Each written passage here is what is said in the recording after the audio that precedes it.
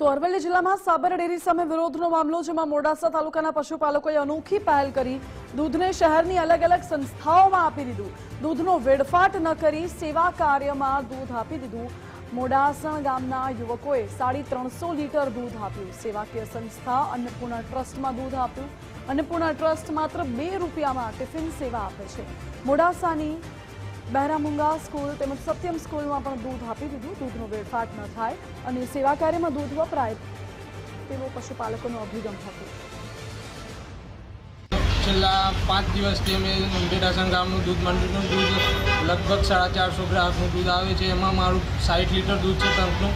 એવા અમારા બધા પશુપાલકો મિત્રો, અમારા યુવા મિત્રો બધા ભેગા થઈને અમે આ દૂધનું એકત્રિત કરી આશ્રમ શાળા, સ્કૂલો અને અન્ય ક્ષેત્રમાં પણ અમે દૂધનું વિતરણ કર્યું છે। કાલે 15 થી 20 સ્કૂલોમાં અમે દૂધ પાક બનાવીને છોકરાઓને દૂધ પાયું છે અને અમે જ્યાં સુધી અમારો ભાવ વધારો 20% ઉપર નહીં મળે ત્યાં સુધી અમારું આંદોલન ચાલુ રહેશે।